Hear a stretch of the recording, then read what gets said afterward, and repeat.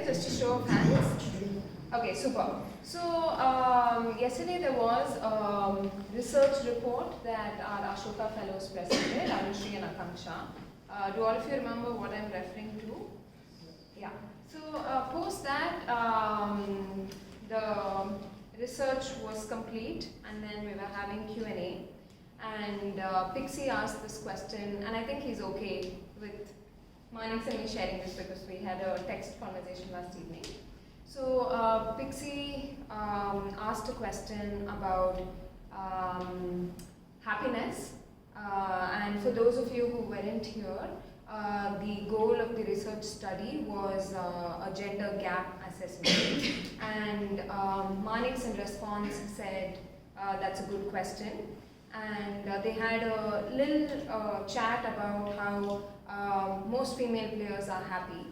And I was sitting there in the audience, and that didn't resonate too well with me. And the reason it didn't was because I felt that the research, the time and effort was towards talking about a gender gap. And we were distilling that into, yeah, but our female players are happy, right? So it should be okay. And I also thought, and my expectation, which could be misplaced, is that both Pix and Manix are male leaders of our community, and both of them come with a lot of influence. Their sphere of influence is huge. So if I were to say, you're all wearing yellow t-shirts, you will be like, nah.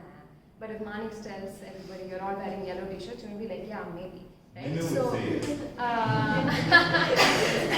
I think it's very important as leaders, male leaders with privilege who have and exact a lot of influence in our communities, to be careful about how we word certain things and share certain sentiments in order to not belittle issues that they may not have full context or understanding about, purely because they've never had the experience of facing a gender gap. And Manix and I had an interesting conversation after that, because I thought a lot of women in the audience agreed with me but didn't speak up. As in, when I made my statement, it came across as sharp, hard-hitting and angry, and so I've been told, is that while a lot of people echoed the same sentiment, it was difficult for me to express myself, because when you don't have a viewpoint that concurs with the majority, and when you are talking about your own gender, I think you're already playing the back foot. And there have been multiple instances where I've spoken up, and as I said, yeah, she's a feminist. Let's discard that argument. So it will be nice to have backup, especially as a woman. So if a woman is doing the tough thing about speaking up, she could be the president of UPAI, but it's nice to have 2 or 3 voices saying, yeah, that makes sense. Just so people don't walk away having only heard the fact that I gave a rational argument, and then I went on to say, and 2 men spoke about that, so I felt I had to say something, right? So there was also some feedback into how I could have articulated my my observations, and I agree I can articulate my observations in a calm, more gentle manner. Though I also think that I'm receiving that feedback only because I'm a female, and the expectation is that as a female putting my point across, I need to be gentle. So, and this is just, I'm putting that out for question. I'm not saying that that is how it went down, but these are just certain thoughts that the 3 of us had. Pixie and I agreed to set aside 30 minutes later this week to chat, because he believes that there's no gender gap, and I strongly believe that there is a gender gap. And maybe I'll understand his point of view and he'll understand mine. And hopefully we'll probably put a little blurb to those of you who are interested about what we understood of each other's points of views. And I'm saying this only because I think that it's an important topic. It's worth discussing, and it's worth investing time and effort in explaining our point of view or where we are coming from, Even though I think the easy thing to do is, oh, you don't get it, I'm angry now, just let me be. So, is that fair? It's awesome. Do you want to share something? No, so we had we had this conversation, what Meigs calls interesting, but we had a really good conversation yesterday night, and I felt that that conversation had to be summarized and shared with the community now, before the conference ends, because the conference was meant to be a gender-themed conference and to focus on gender, good and bad, and how to go about it forward in this conference. And so I think that summarized it really well, what you said. I think the takeaway for, she focused on the takeaway for women, and I think the takeaway for men is, I think that it is, as a man, it's strange territory for me. I don't understand it. When women say this or that, and in terms of being uncomfortable because of the traditionally patriarchal setup that we've been in. But I think as ultimate Frisbee players, we are already different from the rest of society. And it's important for us to dig deeper. If we can play ultimate 2 days at a stretch with just bananas and water, I think we can do better here.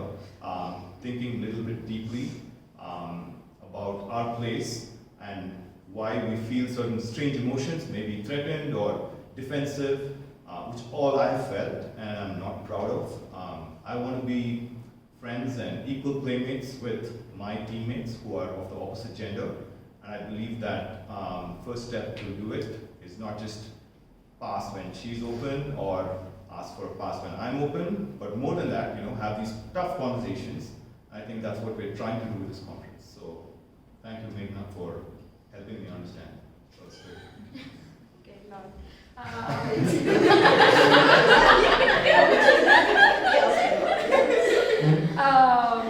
Yeah, I think we've gone, that's not bad. I think 40 minutes spillover, not bad at all.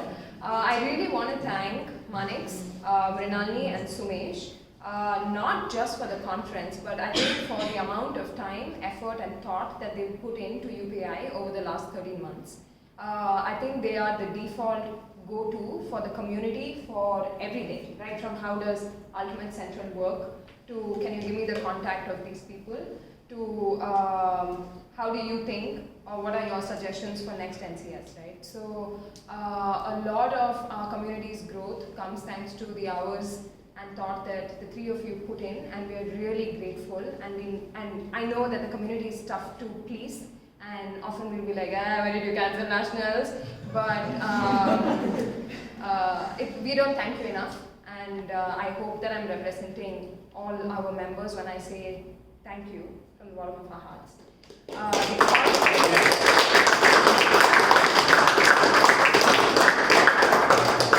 Itself is excellent, and I think the range of topics that we covered over these 2 days is really eye-opening, and I think it's a thought starter. There are so many things that come out of this conference. I have, I think, 4 pages of notes for all the committees. But also I think it's a place where we come and we learn that so much is happening in so many parts of our country, and it's a great place to exchange knowledge. So Dika had a great idea. She said, hey, why is attendance not massive at events like this? Because the topics have been really interesting. So she said, let's get little bites from people who attended the conference, and maybe we can put that out, and hopefully people will see that and be like, maybe it's a good idea to go. So we'll probably do that, but we'll also keep the conference more accessible and in-city next time, so we get more participation. But thank you for your patience. We know that we've delayed lunch, made you wake up at odd hours, but hopefully it was worth it. Thanks. So, quick last round of thanks. We have, I'd like to thank Dan Rule, who came along with us. added huge value to our conference and also to the EB and Ops before the conference. Spent a lot of hours working with us, and grateful for that, and grateful to AFDA, everybody that made it possible. Also would like to thank Smriti Orashri, who's been working with us for the past year as UPI intern. Really amazing job. Want to apologize to Madiha and Nico for cancelling your last presentation. This was about the rise of recreational ultimate in Bangalore, which has kind of made Bangalore the powerhouse hub capital of Indian ultimate, which is why we are having conferences here 3 years in a row. And a huge thanks to Arvind for making all of this possible. Arvind he teaches at APU, and he and Rahul, who's another professor here, they both were super excited about hosting the conference. They have a big student community here, which is excited about Ultimate Frisbee. As Vamshi would attest to that. There's a lot of excitement from players and faculty, and they want to host this conference next time as well. This time around, we got, thanks to some connections and friends, we got a public BMTC bus to come here to drop people off and pick up people. You should use it. It's waiting for us after this. So thanks to BMTC. I don't know if I'm allowed to say that, but we can delete that out if you want to. But otherwise, thank you for all of you who have stayed back very far from your homes, and really appreciate your patience, especially for all the delays. That's it. Done? Yeah. All right.